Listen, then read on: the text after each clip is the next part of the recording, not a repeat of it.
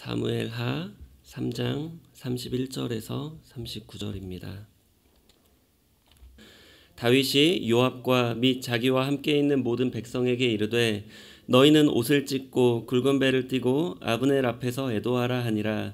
다윗 왕이 상여를 따라가 아브넬을 헤브론에 장사하고 아브넬의 무덤에서 왕이 소리를 높여 울고 백성도 다 우니라. 왕이 아브넬을 위하여 애가를 지어 이르되 아브넬의 죽음이 어찌하여 미련한 자의 죽음 같은고 내 손이 결박되지 아니하였고 내 발이 착고에 채이지 아니하였거늘 불의한 자식의 앞에 엎드러진 같이 내가 엎드러졌도다 하매 온 백성이 다시 그를 슬퍼하여 우니라. 석양에 뭇 백성이 나와 다윗에게 음식을 권하니 다윗이 맹세하여 이르되 만일 내가 해지기 전에 떡이나 다른 모든 것을 맛보면 하나님이 내게 벌 위에 벌을 내리심이 마땅하니라 하매 온 백성이 보고 기뻐하며 왕이 무슨 일을 하든지 무리가 다 기뻐하므로 이 날에야 온 백성과 온 이스라엘이 넬의 아들 아브넬을 죽인 것이 왕이 한 것이 아닌 줄을 아니라. 왕이 그의 신복에게 이르되 오늘 이스라엘의 지도자요 큰 인물이 죽은 것을 알지 못하느냐. 내가 기름 부음을 받은 왕이 되었으나 오늘 약하여서 스루야의 아들인 이 사람들을 제어하기가 너무 어려우니 야훼는 악행한 자에게 그 악한 대로 갚으실지로다 하니라. 아멘. 네, 오늘은 권위와 순종 12번째 시간인데요. 본문 말씀을 가지고 권위자와의 의견 충돌이라는 제목으로 함께 은혜를 나누고자 합니다. 저는 권위와 순종 첫 번째 시간에 이제 두 가지 의식에 대해서 말씀드렸었습니다. 바로 죄의식과 권위의식인데 이 두 가지 의식은 우리가 인생을 살면서 반드시 경험해야 됩니다. 왜냐하면 죄의식을 경험해야 거듭나서 하나님의 자녀가 될 수 있고 권위의식을 경험해야 하나님의 자녀답게 순종하며 살 수 있기 때문입니다.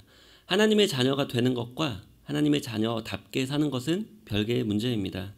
그런데 죄의식과 권위의식을 경험하는 것이 우리에게 그리 유쾌한 경험이 될 수는 없습니다. 사실 우리가 죄의식을 경험할 때는 죄의 한복판에 있을 때 경험하게 됩니다. 그제서야 비로소 내가 추악하고 흉악한 죄인임을 깨닫고 베드로처럼 주여 나를 떠나소서 나는 죄인이로소이다 라고 고백하게 됩니다. 그러면 더 이상 죄를 볼 때에 달콤한 것으로 보지 않게 되죠. 왜냐하면 죄의 대가가 사망이기 때문입니다. 죄가 아무리 보암직도 하고 먹음직도 하지만 먹는 순간 죽음이 들어오는 것을 알기 때문에 그때부터 죄를 조심하게 됩니다. 이것이 죄의식을 경험한 사람들의 삶의 태도입니다. 또 한 가지는 권위의식을 경험할 때도 불순종의 한복판에 있을 때 경험하게 됩니다. 그래서 유쾌한 경험이 될 수는 없습니다.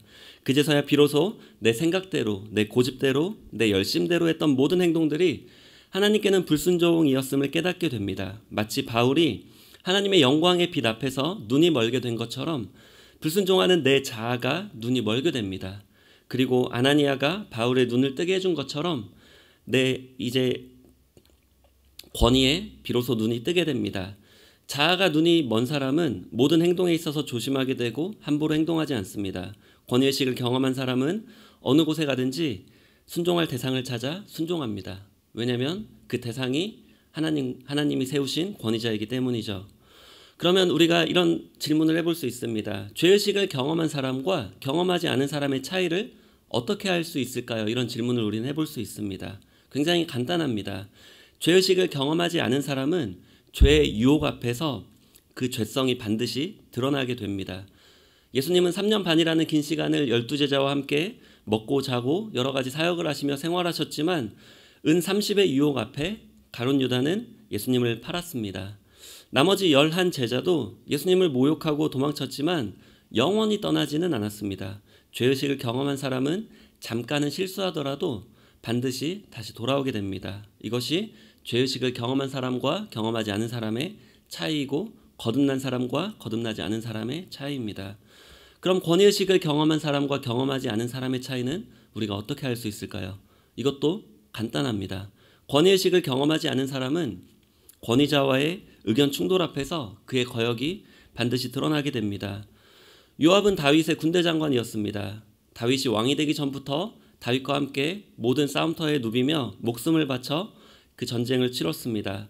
다윗이 왕이 되게 하는데 가장 큰 역할을 한 사람도 이 요압입니다.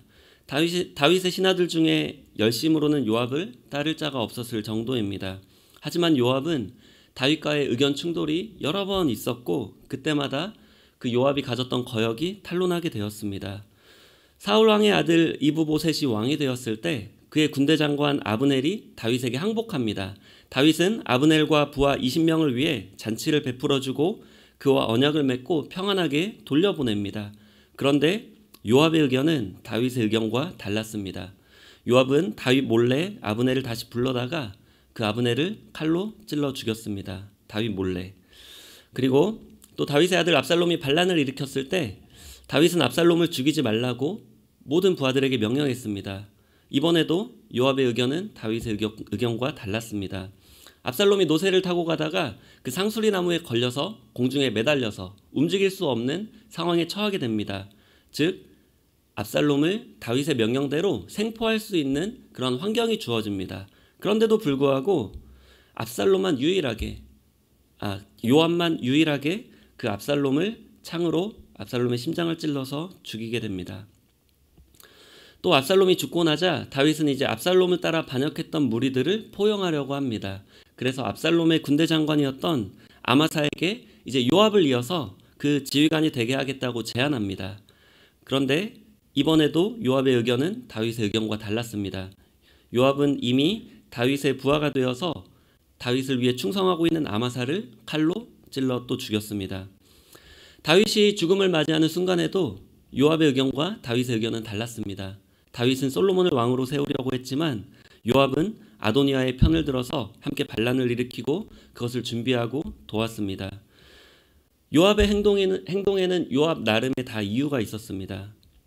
아브넬은 요압의 동생 아사헬을 죽였고요. 또 암논을 죽이고 떠났던 압살롬을 다시 궁으로 불러들였던 것은 요압입니다. 그래서 압살롬의 반역에 요압이 어느 정도 책임을 느꼈을 수도 있습니다. 또 아브넬에게는 요압의 자리가 주어졌기 때문에 이것은 어떻게 보면 요압의 권력에 대한 욕심 때문에 아브넬을 죽인 것이기도 합니다. 다 타당한 이유가 있고 그 요압의 생각이 있습니다. 중요한 것은 이유가 아니라 순종입니다. 거역하는 사람에게는 늘 이유가 있습니다. 거역하는 사람은 늘 이유를 찾지만 순종하는 사람은 이유를 찾지 않습니다. 저도 사역을 하다 보면 담임 목사님과 의견 차이가 있을 때가 있습니다. 저는 물론 담당자의 입장에서 제 의견을 말씀드리고 또 담임 목사님께 그 상황을 충분히 설명해 드립니다. 그런데도 그 의견이 좁혀지지 않을 때 저는 두말할 필요 없이 담임 목사님의 말씀에 순종합니다. 왜냐하면 제가 할 것은 뭘 잘하고 뭘 열심히 하고가 아니라 제 위에 세워진 권위자인 담임 목사님께 순종하는 것이기 때문입니다. 우리가 세상에 일하는 방법과 하나님의 교회가 일하는 방법이 다르다는 것을 기억해야 됩니다. 세상의 나라는 열심과 방법과 지혜로 세워질지 몰라도 하나님의 나라는 순종으로 세워집니다. 그래서 우리가 순종할 때 하나님이 일하시고 또 그 나라를 세우시는 분이 우리가 아니라 하나님이시기 때문에 우리는 순종만 하면 하나님이 그 순종을 통해서 하나님의 나라를 세우신다는 것입니다. 여러 차례에 걸쳐서 다윗의 생각과 다르게 행동했던 요압을 다윗은 어떻게 생각했을까요? 과연 충성스러운 신하로 생각했을까요? 아무리 목숨을 걸고 열심히 싸워도 여러 차례에 걸쳐서 다윗의 의견과 다르게 행동했던 요압을 다윗은 어떻게 생각했을까요? 오늘 본문의 말씀은 요압이 다윗의 의견과 달리 혼자 독단적으로 행동해서 그 아브넬을 죽인 직후가 배경입니다. 요압이 아브넬을 죽이게 됨으로써 다윗은 굉장히 큰 공경에 처하게 됩니다. 사실 사울 왕이 죽게 되고 나서 이브보셋이 왕에 오르게 됩니다.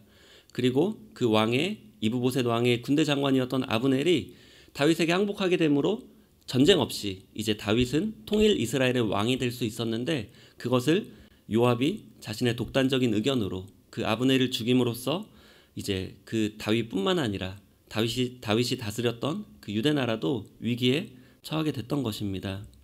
또한 다윗을 믿고 따랐던 그 백성들도 다윗이 앞에서는 그 아브넬을 받아들이고 뒤에서는 아브넬을 몰래 죽였다라고 오해할 소지를 요압이 제공했다라는 거죠. 즉 다윗을 믿고 따르던 백성들도 다윗을 떠나게 할 만큼 그러한 이유를 요압은 제공했던 것입니다. 이것을 통해서 우리는 권위 아래에 있는 사람의 독단적인 행동은 결국 권위자를 공경에 처하게 만들고 또 그 공동체를 위험에 빠뜨리게 만든다는 것을 알 수 있습니다. 그래서 거역이 위험한 것입니다. 요압이 아브넬을 죽인 후에 다윗은 이렇게 말했습니다. 사무엘하 3장 39절에 보면 우리 함께 읽어보겠습니다. 내가 기름 부음을 받은 왕이 되었으나 오늘 약하여서 스루야의 아들인 이 사람들을 제어하기가 너무 어려우니 야훼는 악행한 자에게 그 악한 대로 갚으실지로다 하니라. 아멘. 다윗은 왕이긴 했지만 스루야의 아들인 요압을 제어하는데 늘 어려움을 겪었습니다. 결정적인 순간에 요압은 다윗의 뜻과 다르게 행동했습니다. 요압은 왜 그렇게 행동했을까 우리는 생각해 볼 수 있습니다. 왜냐하면 다윗이 약해서였습니다. 다윗이 스스로가 약했기 때문에 요압을 제어하는데 힘이 든다라고 말을 했습니다. 그리고 그것이 악행이라고 또 하나님이 심판하실 것이라고 다윗은 말하고 있습니다. 우리가 이것을 주의해야 됩니다. 권위자가 힘이 있을 때 순종하지 않는 사람은 아무도 없습니다. 그런데 권위자가 약할 때 순종하지 않는 사람은 많습니다. 즉 권위자가 약할 때 권위자와의 의견 충돌 앞에서 그가 가지고 있던 거역이 비로소 드러나게 된다는 것입니다. 다윗도 죽을 때에 솔로몬에게 이러한 유언을 남깁니다. 요압을 꼭 처형하라고 말합니다. 요압같이 거역하는 사람은 공동체에 큰 해악을 끼치기 때문에 다윗은 솔로몬에게 그러한 유언을 남기고 떠납니다. 권위자가 힘이 약할 때 권위자의 의견을 따르지 않는 사람은 불순종하는 사람이고 악행하는 사람입니다. 여러분의 권위자가 혹시나 어려움을 겪고 약해져 있다면 우리 모두는 긴장해야 됩니다. 왜냐하면 하나님은 그때에 권위자가 약할 때에 우리의 순종을 저울에 올려놓고 그 순종이 진짜인지 가짜인지 확인하실 것이기 때문입니다. 요압은 다윗의 이름으로 전쟁터를 누비며 목숨을 걸고 싸웠지만 다윗의 뜻대로는 행하지 않았습니다. 다윗의 이름으로 전쟁을 싸웠지만 다윗의 뜻대로는 행하지 않았습니다. 여기 굉장한 영적인 원리가 담겨 있습니다. 예수님도 이런 자들이 천국에 들어갈 수 없다고 말씀하시는데 마태복음 7장 21절에서 23절 우리 또 함께 합독하시겠습니다. 나더러 주여 주여 하는 자마다 다 천국에 들어갈 것이 아니요 다만 하늘에 계신 내 아버지의 뜻대로 행하는 자라야 들어가리라. 그날에 많은 사람이 나더러 이르되 주여 주여 우리가 주의 이름으로 선지자 노릇하며 주의 이름으로 귀신을 쫓아내며 주의 이름으로 많은 권능을 행하지 아니하였나이까 하리니 그때에 내가 그들에게 밝히 말하되 내가 너희를 도무지 알지 못하니 불법을 행하는 자들아 내게서 떠나가라 하리라. 하나님은 주의 이름으로 많은 일을 하는 것을 불법이라고 말씀하시고 그들을 도무지 알지 못한다고 말씀하십니다. 오직 하나님의 뜻대로 행하는 자만 천국에 들어갈 수 있다고 말씀하십니다. 만약 하나님의 뜻을 성경에서는 열심히 찾으면서 권위자의 의견을 무시하는 사람이 있다면 그 사람은 하나님의 뜻이 뭔지도 알지 못하는 사람이고 또 하나님이 일하시는 방법도 알지 못하는 사람일 것입니다. 우리 최근에 저기 앞쪽에 있던 성교구 카페 건물이 이제 무너졌죠. 다 보셨나요? 그 이제 터만 남았죠. 그 건물이 원래는 창고였었다고 합니다. 그 집과 함께 지어졌기 때문에 최소한 몇십 년은 되었을 거예요. 그런데 그 건물을 이렇게 헐어야만 했던 이유를 혹시 아시나요? 왜냐하면 그 건물을 지탱하고 있던 기둥들을 흰 개미가 갉아먹었기 때문입니다. 흰 개미가 그 나무를 갉아먹으면 손으로 부서질 만큼 그 나무가 굉장히 약해진다고 합니다. 그래서 천장도 내려앉았고 그래서 결국 성교구 건물을 할 수밖에 없었습니다. 그 건물은 몇십 년 동안이나 외부에서 불어오는 비바람 또 우박 같은 그런 외부의 압력들은 다 견뎌냈습니다. 물론 외부의 압력으로 인해서 건물이 조금씩 손상될 수는 있어요. 그런데 그거는 눈에 보이는 것이고 고칠 수 있습니다. 그렇지만 그 건물이 무너질 수밖에 없었던 결정적인 이유는 건물을 지탱하던 기둥들이 힘을 잃어서였습니다. 건물 내부의 근간이 무너지고 약해지면 이것은 수리가 불가능합니다. 또 눈에 안 보이기 때문에 사람들이 중요하게 생각하지 않기 쉽지만 이것은 회복될 수 없는 가장 중요한 문제이고 결국 그 건물을 무너뜨릴 수밖에 없는 문제입니다. 교회가 어려움을 겪는 이유도 이와 크게 다르지 않습니다. 저는 매주 수요일마다 이 권위와 순종에 대해서 오늘로 12번째 이제 말씀을 전하는데 그만큼 중요하기 때문입니다. 외부에 많은 시련이 교회에 있을 수 있습니다. 그렇지만 그 교회를 무너뜨리는 결정적인 원인은 교회 안에 권위가 무너질 때입니다. 그 권위로 교회는 지탱되기 때문에 권위가 무너지는 것은 기초가 무너지는 것이고 다 무너지는 것입니다. 그런데 정말 안타까운 것은 어느 교회를 가더라도 이러한 요압 같은 사람들이 정말 많다는 거예요. 어렸을 때부터 신앙생활을 해와도 이런 요압과 같은 사람들을 너무나 많이 만났습니다. 가장 슬픈 것은 요압은 다윗의 가장 가까운 곳에서 가장 큰 권한을 가지고 있었다는 것이죠. 이들은 주님의 이름으로 뭔가를 열심히 하려는 하지만 정작 주님의 뜻대로는 하지 않습니다. 하나님은, 예수님은 이들을 도무지 알지 못한다고 말씀하시죠.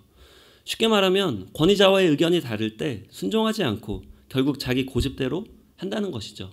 요압처럼 눈앞에 권위자의 뜻대로도 못하면서 눈에 보이지 않는 주님의 뜻대로 한다고는 아무도 말할 수 없을 것입니다. 이들은 본인의 행동이 건물을 지탱하는 기둥을 ဃ갉아먹는 흰개미와 같다는 것을 깨닫지 못합니다. 물론 잘 모르기 때문에 실수로 할 수는 있습니다. 하지만 중요한 것은 모르고 하든 알고 하든 기둥이 갉아먹히면 건물 전체가 무너진다는 것입니다. 우리가 이러한 일을 성경에서 또 한 가지 발견할 수 있는데 삼손의 마지막 순간에서입니다. 삼손이 마지막에 죽을 때 굉장히 큰 집에 있었습니다. 왜냐하면 삼손이 살아있을 때 죽였던 사람들보다 죽을 때 죽였던 사람의 숫자가 많다고 했기 때문입니다. 삼손이 살아있을 때 죽였던 숫자는 1030명입니다. 그 말은 1030명 이상의 숫자가 들어갈 만큼 그 집은 굉장히 컸습니다. 그런데 그 집이 어떻게 무너졌는지 우리 모두 다 알고 있습니다. 삼손이 그 집을 기탱하는 두 기둥을 끌어안고 하나님께 기도해서 그 기둥을 무너뜨렸기 때문에 그 큰 집이 다 무너졌고 그 안에 있는 사람들이 다 죽게 되었습니다. 교회는 거역하는 자들을 두려워합니다. 왜냐하면 거역은 사탄의 속성이기 때문입니다. 하지만 교회는 죄인들을 두려워하지는 않습니다. 오히려 죄인들을 환영합니다.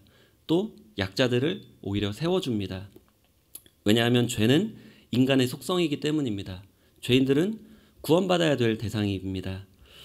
교회의 가장 파괴적인 요소는 죄가 아니라 거역입니다. 왜냐하면 거역은 교회 내부에서 교회를 지탱하는 권위를 갉아먹고 결국 교회 전체를 무너뜨리기 때문입니다.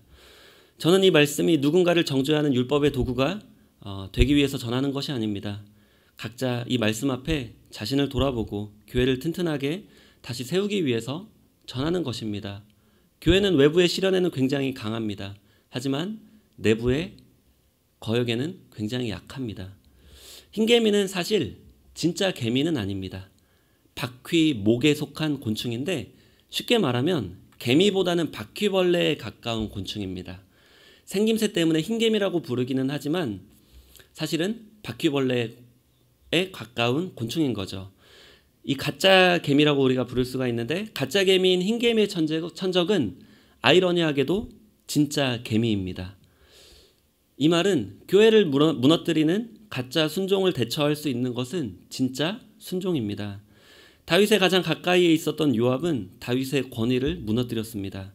하지만 다윗의 가장 멀리에 있었던 요나단은 심지어 다윗을 죽이려고 했던 사울 왕의 사울 왕의 아들이었지만 또 그 사울 왕의 그 왕좌를 물려받을 왕세자였지만 오히려 요나단은 다윗의 권위를 세워줬습니다. 또 한 가지 신기한 것은 흰개미는 개미의 발소리를 들을 수 있다고 해요. 우리 개미의 발소리 들을 수 있는 분 아무도 없을 거예요. 그 1000분의 1g의 단위로 개미 무게가 있는데 그 개미의 발소리를 흰개미가 듣는다는 거예요. 그런데 더 신기한 것은 이 흰개미가 개미에게 들키지 않기 위해서 개미보다 100배나 조용하게 움직인다는 것입니다. 우리가 이 자연의 원리를 볼 때 이 가짜 순종과 진짜 순종은 구분하기 굉장히 힘이 듭니다.